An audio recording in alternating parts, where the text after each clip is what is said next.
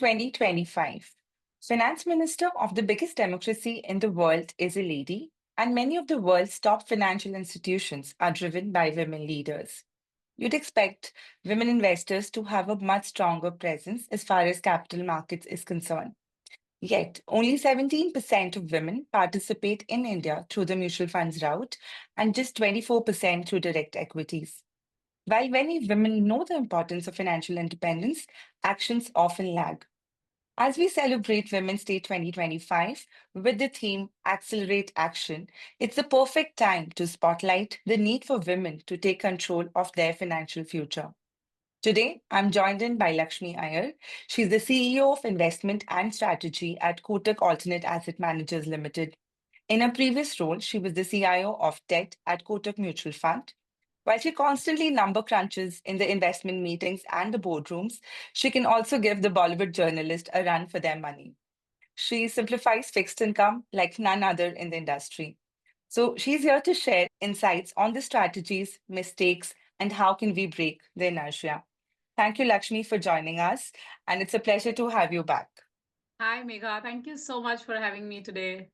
Lakshmi, let's start off, by addressing the most fundamental question, which is that women feel that they lack confidence as far as financial decision making is concerned. They often second guess their choices and probably doubt their knowledge.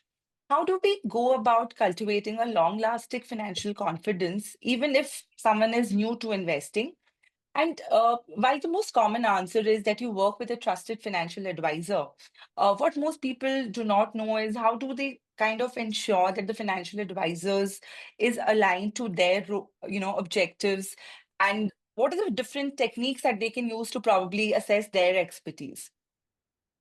Megha, first and foremost, this is, such a very pertinent point that you raised, and I would say that this question lingers across time periods, whether it was 10 years back, whether it is today. And a very simple analogy to this is, I wouldn't say analogy, I would say a very simple activity that you need to do is just Google the top. Chefs in the country today, and you will actually find in the top five, you will find at least three in the male gender. Then you Google the top sports person in the country today, in the top five, you'll at least find three in the women.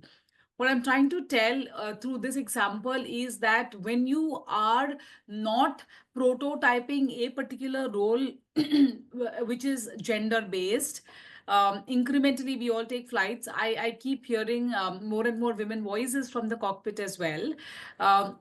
Why is it that when it comes to whether it's financial literacy or financial independence or empowering yourself with that knowledge, I still find some reluctance?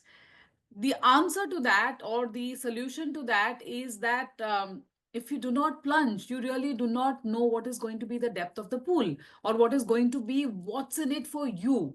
I think that is the first and foremost thing. On the part of the financial advisor that you said, that is also equally relevant. But here's the thing. I need to know how to learn swimming. My coach can do only that much if I do not do a mental makeup that this water will not drown me, because I have won a float and my float is my financial advisor. I have to take that leap of faith on him or her or this float and take that plunge. So I think the mindset or the mental makeup is the first and foremost, which every woman will need to do herself. If you require a nudge, you take it. The nudge is available in your ecosystem. But as I said, and that's when the role of the float in the swimmer's life is going to come, because you're swimming in a pool of financial information and you need to get empowered to take these decisions, which is non negotiable in my mind. I agree that, as Morgan Housel says, like some things stay same as ever. This whole, I would say, stereotyping women has remained the same. And I think, in future, we are able to kind of break this as well. But Lakshmi, there's often, a cultural mindset which has been in existence, which is that, women have been probably just taught to save, whereas men are taking the financial decisions as far as investments are concerned. They often cite reasons like, we have a family to take care of, there are aging parents, and of course, there are professional commitments. How to break free from this mindset without feeling guilty or rebellious? Because sometimes there is also this feeling that, people may misjudge us. So, how do we break this stereotype? See, I would say, how many hands does Ma Durga have? She has 10 hands. How many heads did Ravan have? He had 10 heads. Have you ever seen a woman with 10 heads? Answer is no. You have one head and you have 10 hands. You are an inherent multitasker, and that is embodied by Devi Durga, who is seated on a tiger. So imagine a tigress is riding a tiger. What more do I tell you? I mean, that is the power of the woman. If you tell me that because you have this you cannot find time for this, I would again go back to my earlier point that it is all about the mental makeup.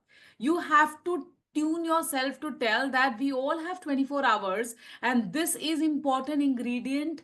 Do I, so I don't have time to breathe?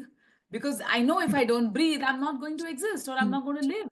So if that oxygen is so important for you in life, then I'm telling you that this financial independence, which is going to be a function of how financial literate you are, is a non-negotiable and important ingredient in your life. So you will have to find time out for it. See, I'm a foodie.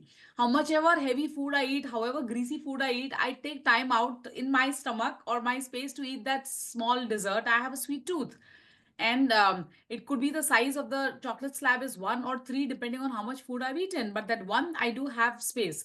So I think create that space. I'm making it sound as threadbare and simple, but the fact of the matter is it is not a rocket science, because you and me are not rocket scientists. So I think that's the critical thing. And if someone says, oh, he is doing it, I'm saying he is doing it because it is, he has taken the charge and feeling empowered because of XYZ, that is the benefits that will accrue to you. So I would say that it is all about training your mind. And if you train your mind to do it, trust me, we all don't have even 1 second more than 24 hours. So, Lakshmi, as practitioners, what we have seen to be a very common tendency is that the financial language typically intimidates women, and we try to, minimize that as much as we can. But the bigger problem is they also worry about the potential repercussions if they take a wrong decision. In this process, they try to understand everything, through all possible angles, which further increases the inertia and, increases the turnaround time for them to start. And they often start very, very late, sometimes even as late as 40s. And we know how important time is. So, how does one probably navigate this situation? So first and foremost, yes, the principle or the basic tenet of investment tells you start early, compounding. I agree with all that, but I also believe that जब आने वाले को पूछते ही नहीं है कि क्यों late आया है, I would say देर आए दुरुस्त आए. That is very very critical, because the fact of the matter is that at some point in time, and this is kind of ageless, I would say, it is important that as long as you are in the I would say most productive years of your life, which will at least go on till 50, 55, if not beyond. That's your, in fact, people like us will never retire. I keep telling people that I'm forever 21, because that's a mindset with which you approach. But I'm saying that being an exception, I would say that it doesn't matter when you start. The crux is that you need to get started. That is very very important. And as I said, as you keep doing your mental makeup and a mindset change, the pace at which you will pick up also will be equally tectonic. So I think don't worry about, oh, I did not do it, will I be able to do it right now? It doesn't matter at all. I learned swimming when I was 45 and I'm 48 right now. So I just did it 3 years back. So it's no big deal. I know I was swimming with 4-year-olds and 5-year-old. It doesn't matter. And when they saw that petrified look on my face. Not that I'm a great swimmer right now. Now I do more than chap chap in the water. That's the thing. But as I said, getting your mental makeup and telling yourself that no, I can do it. I think that is important. So tuning your mind and taming it to say that this will not intimidate me. So somebody, sitting next to me will say, "Oh, you did not know swimming." It's like me telling people, oh, you're not financially independent. So it's, it just works so seamlessly. So I get started. I think that is so very important. Right. As they say that, every journey is different. Probably the more important thing is to get started. I couldn't agree more on this, Lakshmi. So, see, while all of this is true, but it is also true that the professional journey, which a woman has is relatively different to that of her male counterpart, right? And what's the best way in your mind, which is to build a, financial plan, which is flexible enough while still meeting the long-term objectives, sometimes they have to pause their SIP, sometimes, they have to withdraw contingency funds. While, you can do risk transfers, have contingency funds. There are very flexible options that exist in the capital markets. But what in your mind is one strategy which can remain as flexible while also meeting the long-term requirements? So, Megha, there will never, ever be a one size fits all. See, you and me might probably be very similar in terms of our constitution, but your diet requirements and my diet requirements could be so very different. Your milestone in a similar manner and my milestone could be distinctly apart, even though we may be probably the same, in terms of what we want to achieve. Say, even you want to probably. Invest in a property at the end of 5 years. Even I may want to do that. So here is the thing. I always tell people work backward. You have to put, Excel make for formula hota hai goal seek ka. So what goal seek you want to do, you have to put that number first, or you have to put that objective first, and then work backward. I think that is the way I would look at it. Saying that, and I'll take a movie analogy here. So, if there is a casting team for a particular movie, like this, a friend of mine, she directed this movie called Mrs. So the first step is obviously you need to think through that, okay, if this is the character, who is the role that will play fit, and then after that you go chasing her to play that role. That's exactly what we need to do in investments. So put your goal, seek, say, okay, this is what I want to do, and then you back work. And this goal can change. This has to change. Okay, today I want to go to Goa. Tomorrow I want to go to Kerala. My goals will keep changing because I have still 6 months to plan for it. But making that plan is a non-negotiable.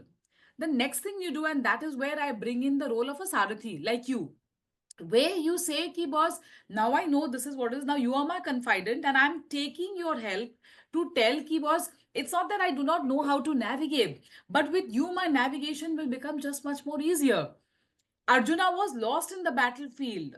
Krishna just gave him, it's not that he was not a great warrior, he was a great warrior, but Krishna just gave him the direction and just kind of navigated him. And I think that is where you do something known as two in a box, where you work with individuals' goals and you as a financial advisor will work as two in a box to be able to fructify that milestone. And mind you, to your point, this world is full of bulbulayas. There is bulbulaya, then there is bulbulaya one day it comes from US, one day it comes from China, the third day it could come from Mexico. So what do you do at that point in time? You don't need to learn black magic, by the way Anjulika did. What you need to do, therefore, is have a backup plan. And that both put together, you can keep making course corrections as many times as you want. But doing it is very, very important. You have to go. You need to have a Google Maps to navigate. Google Maps might bungle up, it doesn't matter. But maps you must have. So, another thing, we often come across is the love for gold.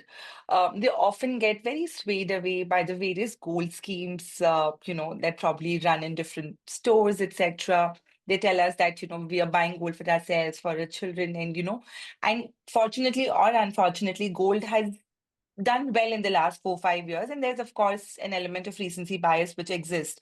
So, how do you probably, how would you like to probably delve on the importance of asset allocation and the different categories of assets that exist to the women investors? So I'm a big fan of dosa. Okay, in the South Indian, because I come from South India. But there are four P's which define me in terms of food, which is pizza, pav bhaji, pani puri, pasta. If somebody were to tell me, up yesterday I went for a wedding in the evening, I had pani puri. I went for breakfast today. Imagine if I eat pani puri, it'll be just like an overdose. I said, kal raat ko hi khaya tha. And then to top it up, if somebody gives me lunch also pani puri, and then say, okay, your midday snack is also pani puri, I'll start hating. I will eliminate the P in my life. Why am I giving you this example again? To tell you is that, look, there is relevance of every asset class in your portfolio. Gold is a very, very important asset class, but don't make it overwhelming portion of your portfolio. Women love gold. I'm sure you also love, and I also, I don't own any gold as much. I used to own maybe 20 years back, but it's all through ETFs. But what we need to understand is that gold is the last, it is like the Vishnu of your portfolio. Who is Vishnu? Vishnu is the protector. Okay, so that if Shiva's third eye opens as a destroyer, if the world is coming to an end, then gold is becoming the Vishnu of your portfolio. But the Brahma of wealth creation is still equities. So, if you want to really understand the role of every asset in your portfolio, you need to have Brahmas, Vishnus, Lakshmis. Sometimes you need to have Narads also, so tactical calls, to ensure that when the world is getting disruptive, when Shiva's third eye opens, that time gold is the stabilizing factor. That is extremely, extremely important, and therefore have a good mix of financial assets in your portfolio. There is absolutely no other formula that can work. Ab isme how much you want to put, of course, as I said, you consult with your advisor and then you do it. That's perfectly fine.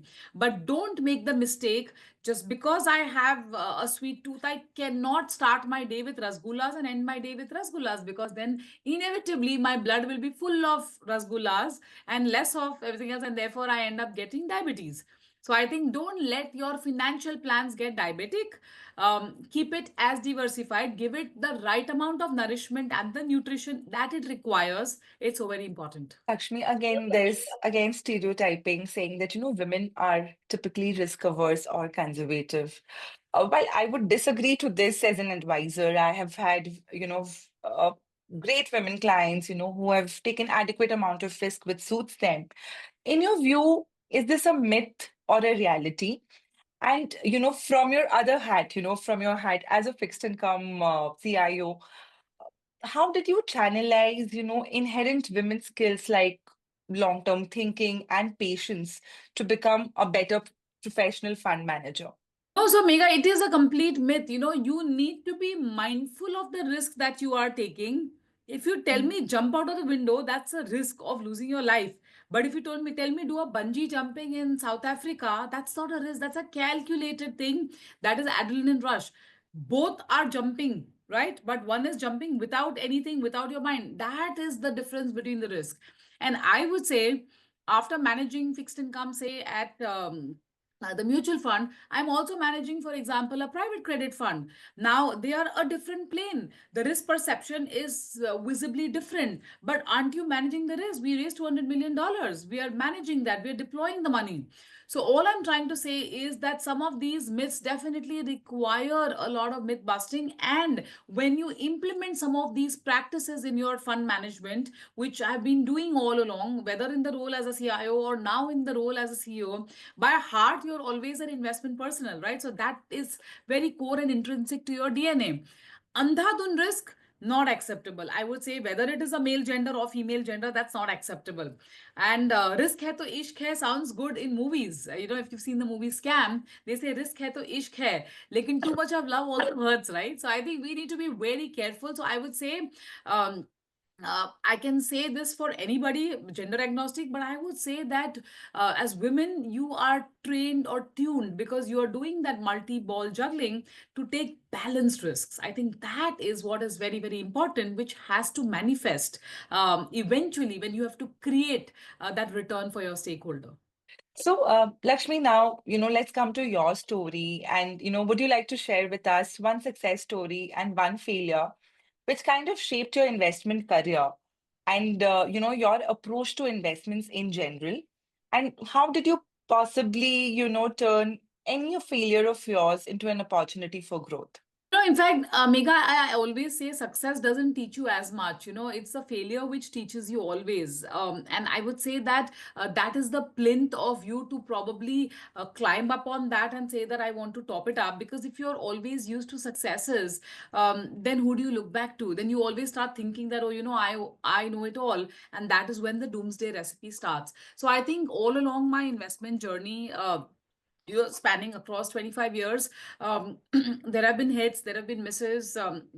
But I think, when Lehman happened back in 2008, I think that is where, I would say, whether you call it myopia, whether you saw when all of those excesses just kind of got carried away. And that's when you realize how excesses can also manifest and take a very ugly turn. And therein the tenets of risk management. So whether when you are a return manager, everything looks very beautiful. It's always a honeymoon or a Goldilocks period, as I would say. And then when you realize that, something or someone where, got completely decimated from the map of financial services, when something like that happens, that is when you realize the importance of risk management. So early on, we all gave guru dakshina to the market. So that was my form of guru dakshina to the market, to be able to take it on from there. The good part is when 2020 COVID struck, that was another classic phase. I would say the good part was, the learnings of the last maybe 14, 15 years got in so handy that you could navigate that very seamlessly, because I would say, at inflection points is when you get to know what is, I would say, gold versus fake gold or polished gold. So I think that was the, classic case in point when you manage through that entire journey in 2020, like in 2008, when there was a fund which there was a run and they were actually shutting down about 6 7 funds. That is when your existence got threatened, and that is when you had to invoke your, I remember people in my organization calling up and saying, you are the Jhansi ki Rani. I said, it's not about Jhansi ki Rani. It's all about how you maintain your composure at that point in time. And there has to be some learnings from the failures, right? Or the things that you missed. So I think it's been a very wonderful investment journey up until now, where you are always questioning yourself and trying to learn from what you did in the past, which you did not do as well. And you know what, Megha, the most important thing, you have to be critical of yourself. It's a very difficult thing. I made a statement very effortlessly, but to implement that is so very difficult. When you stand in front of the mirror, you're the most beautiful.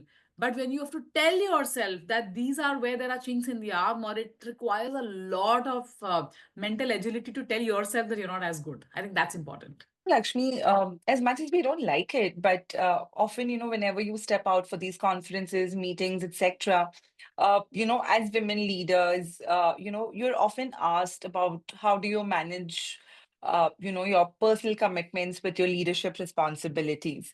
So, how do you personally integrate work and life?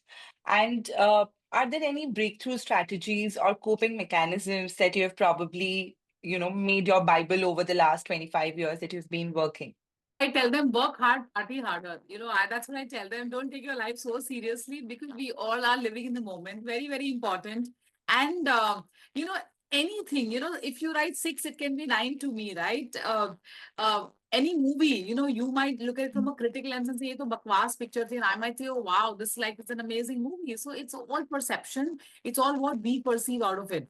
So the very simple thing I tell, and that has been my tenet all through, that the most affluent person that we all know of, or even the richest person in the world, or the richest person in India or Asia, is neither you or me. And they all have 24 hours. So if they can manage it so well and they can do all of that for themselves, then we can do it. And as I genuinely believe, I have a very, very active social life, which is sans financial services. They don't know the F of finance. And that's sometimes a happy space to exist, because that time we are discussing my other two Fs, which is my favorite, which is food and films. So, I typically enjoy watching movie first day, last show, which is the Friday 10:30 show. Or otherwise, I go for the Saturday morning 8 or 8:30. My husband hates me for it. He says that I'm not going to come so early. This is my workout time. But that's when you get the tickets the cheapest. Because after that, because it's Saturday, tickets just shoot through the roof. So, you have to find your mechanisms. You call it coping mechanisms. For me, my pet, for example, at home is a stress buster. I'm in the minority in the house. I have three boys, my husband, my son, and my four-legged son. So I'm in the minority, but he never makes me feel that I'm in the minority. So it's always a pleasure. So I think you have to find your way out. Music for me, for example, is a great, great, great I would say stress buster. I don't even call it stress buster. It's therapy for me. And so I think there are Tons and tons. I can give you examples. Travel. I love traveling. I go on girls trips. For example, I keep telling that these are such amazing ways for you to kind of just kind of break free, and it need not be long, long holidays. I don't have those kind of luxuries. Short breaks, like find a long weekend, just sneak out and do things like that. It's about what makes you feel happy. For some people, cooking is fun. For me, eating is fun. So somebody can cook for me. I'm happy to eat, and both are happy. So, Lakshmi, I'd also like to ask that, if you look at the Indian fund management industry, women, I mean, you can count them, like on your fingertips. So, do you think that women fund managers typically have one trait which is probably different in terms of risk management? What is that one trait that probably distinguishes them? There could be many traits, Mega, but I think the EQ factor, which is quite latent in many a people, it could be in some women also, I don't deny. Hmm. But in general, I find that EQ portion quite, right on the top, along with the IQ, which is like a deadly combination. It is Brahmastra power of infinity. And this Brahmastra is what I urge every woman to invoke. Lord Hanuman did not know that he could actually magnify himself to such a big size. Till somebody told that, okay, you can get yourself into this kind of. I think so. These are very important things which one needs to keep in mind.